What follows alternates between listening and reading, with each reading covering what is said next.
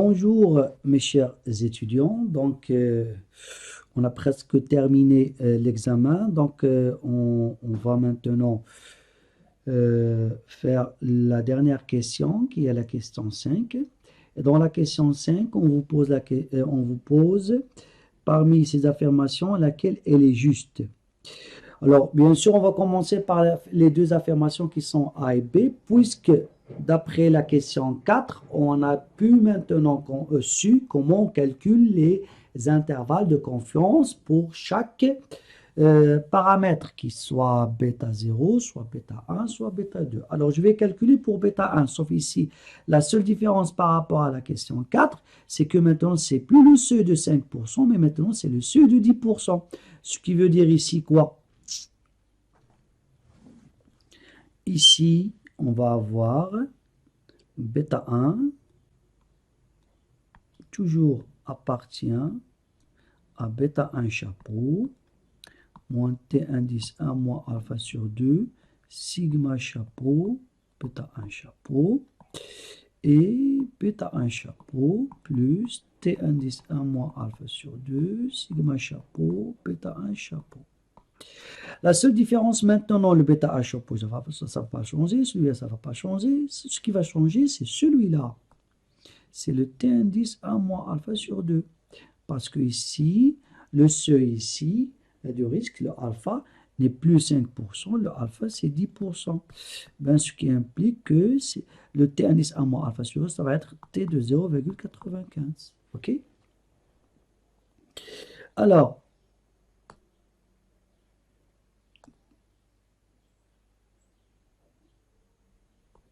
ça va être t de 0,95.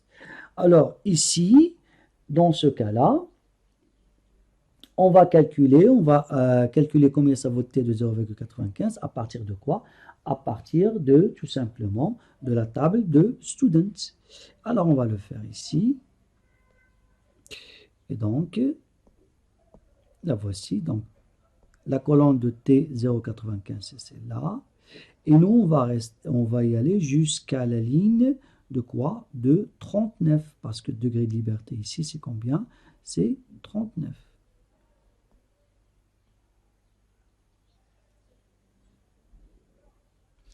Donc, on trouve combien?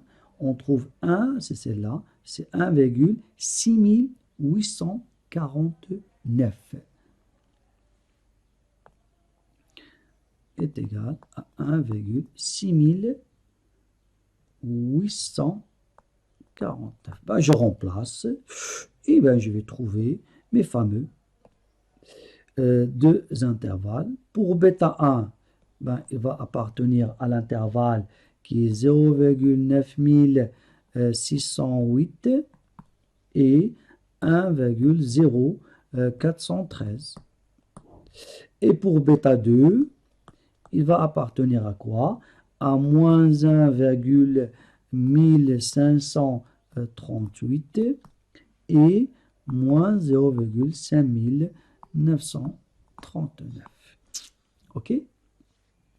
Alors, si on fait une petite vérification, bah, vous allez voir tout simplement que bêta 1 qu'on a ici dans l'affirmation A appartient à 0,9608, mais 1,0423. Donc, c'est faux. Et pour bêta 2, ça appartient à moins 1,1548, donc il fallait 1538. Et c'est moins 0,5978, il fallait moins 0,5939. Pardon ici. Hein. Le bêta 2, c'est au seuil de 5%. C'est au seuil de 5%. Moi, j'avais cru que c'était au seuil de 10%. Non, c'est au seuil de 5%. Alors, au seuil de 5%, en fait, il fallait que je trouve celle-là, c'est-à-dire le bêta 2 qu'on a trouvé dans la question 4. Vous êtes d'accord avec moi? OK? Parce que dans la question 4, quelle est l'affirmation qui a été fausse? L'affirmation qui était fausse dans la question 4, c'était A. Parce que A, il fallait que je trouve moins 0,9728 et on doit trouver ici tout simplement, pardon, 0,9528 et 1,04939. Ok, hein? Alors l'affirmation fausse, c'est A. Par contre, B, D et C sont justes. Ce qui veut dire ici quoi? Ce qui veut dire tout simplement que bêta 2 appartient à ça au seuil de 5%. C'est ce que j'ai répété moi aussi dans la question 5. Et donc j'ai écrit bêta 2 appartient à moins 1, donc ça c'est faux. Ok, hein? Donc vous voyez, moi j'ai calculé bêta 2 par rapport à 10%. C'est pas grave, mais à la fin je me suis repris parce que j'ai pu remarquer que c'est pas au seuil de 10%, c'est au seuil de 5%. Donc vous avez compris. Donc il faut bien lire les questions et bien lire les phrases qui sont dans les affirmations. Donc celui-là, ce bêta 2, il est faux parce que le bêta 2 qui est juste, c'est ce bêta 2 qui se trouve dans la question 4. Très bien. Donc A, elle est fausse. L'affirmation B, elle est fausse. Donc maintenant, on va voir C, D. Ça, C, D, ça se ressemble. On est d'accord? Ben, on va calculer quoi? On va calculer le test de Fisher qui est le test de quoi? Qui est le test de significativité globale. Ben, si je reviens au cours, le test de significativité globale. Alors, le test de significativité globale, le voici, c'est celui-là. Pardon. C'est celui-là, vous voyez, c'est simple. F, c'est quoi? C'est la somme des carrés expliqués sur K. K, c'est, on a dit, c'est le nombre de variables explicatives sur la somme des carrés résiduels divisé par N moins K moins 1. Ou bien, c'est R au carré, coefficient de détermination divisé par K sur 1 moins R au carré divisé par N moins K moins 1. Alors, en fait, je vais l'écrire ici. Alors, nous, on a F est égal à la somme des carrés expliqués sur K, le tout sur la somme des carrés résiduels sur N moins K moins 1. Ben, si je remplace, alors la somme des carrés expliqués, on l'a déjà calculé, la somme des carrés expliqués. Alors la somme des carrés expliqués est égale à 2,1547. K ici est égal à 2 parce qu'on a deux variables explicatives. La somme des carrés résiduels, on l'a aussi calculé, c'est un 0,0417. Et je le divise par 39. Tout ça, on trouve que est égal à combien? À 1007,5935. Donc c'est ça le F. Ok. Alors si vous revenez à votre examen, ben vous trouvez que D est juste, F est égal à 1007,5935. Donc l'affirmation juste, c'est D. Bien sûr, C il est faux. Pourquoi? Parce que j'ai écrit F est égal à 1081,5. Donc elle est fausse, la valeur. Ok, hein? Même si ce que j'ai écrit ici, c'est juste, parce que j'ai écrit F est égal à 1081, bien sûr, il est supérieur à F de 0,95 de 39. On rejette H0 au risque de 5% parce que si on utilise la table de Fisher,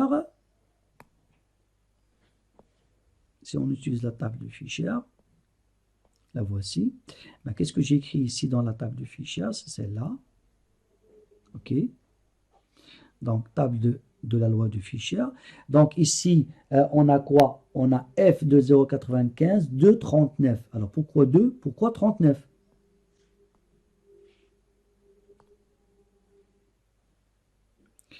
On a F 0,95 et ici, on a 2, 39. 2, c'est K et 39, c'est N moins K moins 1. OK. D'après le cours, la voici. Pardon. D'après le cours, la voici, regardez. On rejette H0 au risque alpha si F est supérieur strictement à F indice à moins alpha. Alors, le alpha ici, c'est 5%. Alors, voici K et voici N moins K moins 1. Et grand F, c'est celle-là. Alors, grand F indice 1 moins alpha K N moins K moins 1, ben, il suit la loi de Fisher. OK? Alors, comment on va la calculer? Donc, on va calculer à partir d'ici, à partir de ce tableau-là.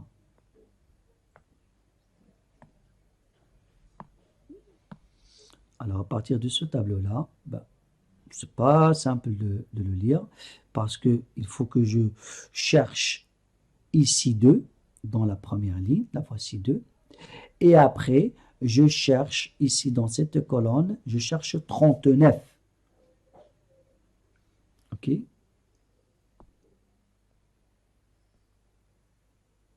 La voici. Ben, c'est cette valeur qui est 3,24. Pardon. La voici. C'est 3,24. C'est celle-là. 3,24. Donc, on trouve ici, c'est égal à 3,24. Alors, même si on a